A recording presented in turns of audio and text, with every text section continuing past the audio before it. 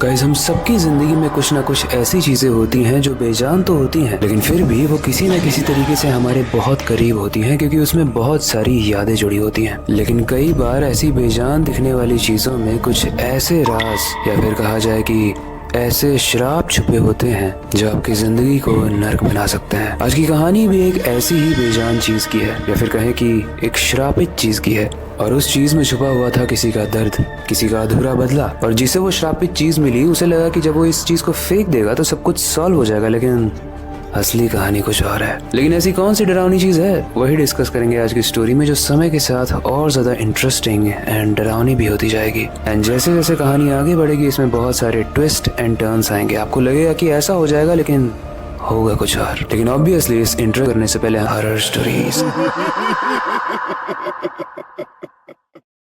ये कहानी दो लड़कियों की है। एक का नाम था प्रिया और एक का नाम था सुमित्रा। दोनों बचपन से ही बेस्ट फ्रेंड्स थे और इतने सालों के बाद जब वो बड़े हुए तो एक ही कंपनी में काम कर रहे थे। और इंटरेस्टिंग चीज यह है कि दोनों ही बेंगलोर में साथ में रहते थे। और एक बार की बात है जब दोनों लोग एक पार्टी से अपने घर में वापस लौट रहे थे तो सुमित्रा कार चला रही थी और उसी के साइड में उसकी दोस्त प्रिया बैठी हुई थी। लेकिन दोनों ही टेंशन में थे और इसका रीजन बड़ा इंटरेस्टिंग था जो दोस्तों के बीच में होता है। दरअसल प्रिया ने सुमित्रा की दोस्तों के सामने सुमित्रा का कोई सीक्रेट रिवील कर दिया था और इसी के चलते सुमित्रा जो कार ड्राइव कर रही थी वो प्रिया पे बहुत गुस्सा थी। अब प्रिया ने सुमित्रा से कई बार माफी मांगी थी, लेकिन सुमित्रा मानने को तैयार ही नहीं थी। और इसी चक्कर में सुमित्रा और प्रिया के बीच में उसी कार के अंदर बहुत तेज झगड़ा होने लगा। और उस झगड़े से तंग आकर प्रिया बोलती है कि सुमित्रा कार रोको, मुझे नीचे उतरना है। सुमित्रा भी बहुत गुस्से में थी। उसने कार पर जोर से ब्रेक लगाया और गाड़ी रोड के एकदम बीचों बीच सुनसान जगह पर रुक जाती है। और गाइज, ये हम सब जानते हैं कि गुस्सा एक ऐसा इमोशन है जो जब आता है तो सामने वाला आपके लिए कितना भी वैल्यूएबल हुआ करता था वो उस वक्त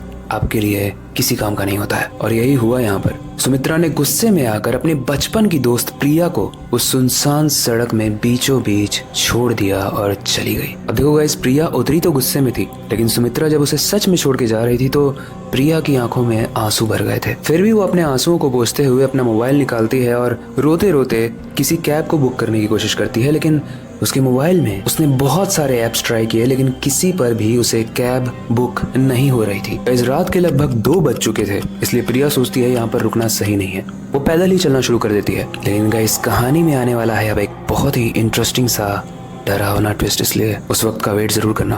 प्रिया चलती जा रही थी और चलते चलते उसे लग रहा था कि आगे कुछ दूर जाकर उसे या तो ऑटो वाला या तो टैक्सी वाला मिल जाएगा। अब प्रिया अपने फोन में नजरें गड़ाए चली जा रही थी, लेकिन थोड़ी देर बाद उसका पैर एक कीचड़ में पड़ता है। जब प्रिया ने नीचे देखा तो उसने देखा कि उसका पैर पूरे तरीके से कीचड़ में डूब गया है। लेकिन अजीब बात यह थी कि वो कीचड़ एक नॉर्मल कीचड़ जैसा नहीं था, वो काफी चिपचिपा कीचड़ था। उसके अलावा इस कीचड़ में एक बहुत बुरी सड़ी हुई बदबू आ रही थी। जब प्रिया ने इधर उधर देखा तो उसे एक रोड साइड पर पड़ा हुआ रुमाल दिख रहा था। प्रिया ने उस रुमाल को उठाया, अपने पैरों को साफ किया और उस रुमाल को वापस से फेंक दिया। एंड गाइस, अगर अभी तक आपको समझ में नहीं आ रहा है कि स्टोरी में कौन सी श्रापित चीज थी तो अब आपको समझ जाना चाहिए, क्योंकि यहाँ उस रुमाल की बात हो रही है। कैसे, आप स्टोरी में आगे जानोगे। रुमाल फेंकने के बाद प्रिया उस कीचड़ वाले एरिया से बाहर निकलती है और तेजी से आगे चलने लगती है। जब वो आगे चल रही थी तो अपने पैरों की आवाज के साथ साथ उसे धीरे धीरे किसी और के पैरों की भी आवाज आने लगी। और जब वो आवाज बहुत ज्यादा तेज हो गई, जब उसे ऐसा लगने लगा जैसे उसकी तरफ कोई बहुत तेजी से भाग के आ रहा है और वो पीछे पलट कर देखती है तो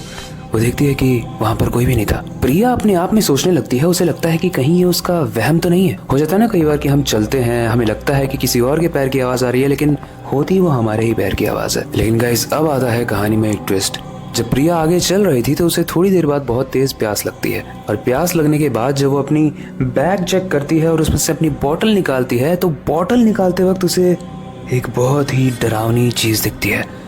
उसे वो हैंकी दिखती है, जो हैंकी उसने उस कीचड़ के पास फेंक दी थी। प्रिया को ये अच्छे से याद था कि उसने उस हैंकी को फेंका था, फिर वापस से यह हैंकी उसके बैग में कैसे आई। उसके बाद जो हुआ वो अगर आपके साथ होता तो आपकी रूह कांप जाती। प्रिया उस रुमाल को वापस से फेंकती है और इस बार अब वो बहुत तेज चलने लगती है। जब वो तेज चलने लगती है तो उसके दिमाग में एक आइडिया आता है कि वो अपनी दोस्त को कॉल करके बता दे कि वो किस जगह पर है, ताकि अगर उसके साथ कुछ भी बुरा होता है तो उसकी दोस्त को पता हो। वो फोन निकालने के लिए अपने बैग को चेक करती है एंड अगेन वो रुमाल वहीं पर था। एंड इस बार एक और चीज हो रही थी, प्रिया का कोई पीछा कर रहा था। प्रिया जब पीछे मुड़कर देखती है तो वो देखती है कि एक हुडी वाला इंसान उसका पीछा कर रहा है। धीरे धीरे वो उसके पास आ रहा है और प्रिया भी अब तेज चलने लगती है। अब सिचुएशन ये है कि प्रिया बहुत तेज चल रही है और वो इंसान भी और तेजी से प्रिया की तरफ आने लगता है। प्रिया बहुत डर जाती है, उस रुमाल को फिर से फेंकती है और वापस से तेज चलने लगती है और वो वापस सुमित्रा को कॉल करती है। इस बार सुमित्रा पर उसको जितना भी गुस्सा था, जो भी ग्रजेस थे, उसको भुलाकर वो सुमित्रा से बस इतना बोलना चाहती है कि मुझे आके पिकअप कर लो क्योंकि मेरा कोई पीछा कर रहा है। कहीं सुमित्रा कॉल नहीं उठा रही थी, वो कार में बैठकर बस गुस्सा हो रही थी प्रिया पे। लेकिन काश हमारी कहानी की सुमित्रा को पता होता कि प्रिया पर अभी क्या बीत रही है। सुमित्रा के कॉल ना उठाने पर प्रिया और रोने लगती है और रोते हुए वो बहुत तेज भागती है, इतना तेज कि वो इंसान उसको पकड़ ना पाए जो उसका पीछा कर रहा था। लेकिन इस कहानी में वो होता है जो नहीं होना चाहिए था। जब प्रिया भाग रही होती है तो कुछ दूर जाने के बाद वापस से वही कीचड़ आता है जो अभी थोड़ी देर पहले आया था और उसमें उसका पैर फिर से फंस जाता है। वो आदमी जो चींटी की तरह बहुत दूर दिख रहा है अब वो बड़ा दिखने लगता है, उसकी तरफ आने लगता है। अब गाइस ऐसे में कोई भी डर जाता है और हमारी कहानी की प्रिया भी थर थर कांपने लगती है। वो कस कस के चिल्लाने लगती है, हेल्प हेल्प, मुझे बचाओ मुझे बचाओ। लेकिन इतना ही उसने कहा और वो इंसान उसके एकदम सामने खड़ा था और उसने अपने सर के ऊपर जो हुडी डाली थी, अब उस हुडी के अंदर से उसका चेहरा दिख रहा था और उस चेहरे को देखने के बाद प्रिया की रूह कांप गई।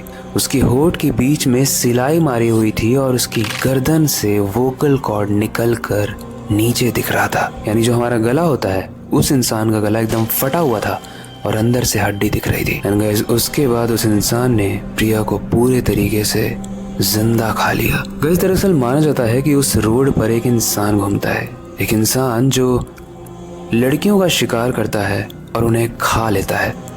हमने अपनी कई सारी स्टोरीज में कैनाबॉलिक लोगों की बात की है, ऐसे लोग जो इंसानों को खाते हैं, इंसानी हड्डियों को खाते हैं, इंसानी स्किन को खाते हैं, और ये इंसान भी वैसा ही था। ऐसे कैनाबॉलिक लोग दिखने में हमारे जैसे नहीं होते हैं, उनके बाल बहुत अजीब होते हैं, उनकी स्किन बहुत अजीब हो जाती है क्योंकि हमारा शरीर किसी इंसानी मांस को खाने के लिए नहीं बना है और जो नेचर के इस लॉ को तोड़ता है वो दिखने में भी बहुत भयानक हो जाता है। एंड गाइस इस इंसिडेंट के बाद सुमित्रा अपनी दोस्त को ढूंढती रह गई लेकिन प्रिया उसे कहीं नहीं मिली। लेकिन गाइस अब ढूंढने से क्या होता है, वो कहावत तो हमने सुनी ही होगी, अब पछताए क्या होते जब चिड़िया चुग गई खेत। जब प्रिया को सुमित्रा के हेल्प की जरूरत थी तब तो सुमित्रा आई नहीं, उसने कॉल इग्नोर किए।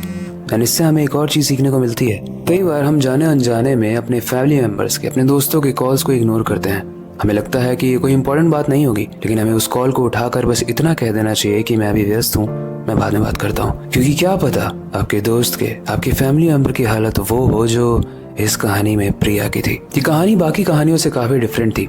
ये कहानी थी दोस्ती की, ये कहानी थी दर्द की, और ये कहानी थी एक श्रापित रुमाल की। ऐसी बहुत सारी श्रापित चीजें होती हैं। अब मैं इस चीज को जानने में बहुत इंटरेस्टेड हूँ कि क्या आपने अपनी लाइफ में कभी ऐसे रियल श्रापित चीजों को देखा है। वो पेन हो सकता है, वो कोई किताब हो सकती है, वो कोई फोन हो सकता है, या फिर वो एक रुमाल हो सकता है। अपने एक्सपीरियंस को हमारे साथ कमेंट में शेयर जरूर करना। आपके कमेंट्स बहुत इंटरेस्टिंग होते हैं एंड हम उन सारे ही कमेंट्स को पढ़ते जरूर हैं। आपके सजेशंस को भी पढ़ते हैं एंड आपके सजेशन से दी हुई स्टोरीज को हम पिक भी करते हैं। बाकी आई होप आज की कहानी आपको इंटरेस्टिंग लगी होगी और ऐसी ही इंटरेस्टिंग स्टोरीज आने वाले समय में और इंटरेस्टिंग और डरावनी होने वाली है, इसलिए मेक श्योर करना कि आने वाली स्टोरीज मिस ना हो। बाकी अब वक्त आ चुका है इस स्टोरी का अंत करने का और नई सुपर इंटरेस्टिंग और डरावनी कहानी पर काम शुरू करने का। लेकिन जाने से पहले मैं हमेशा की तरह एक ही चीज कहना चाहूंगा, अपनी क्यूरियोसिटी को डाई मत होने देना, नई चीजें सीखते रहना अपने बेड के नीचे और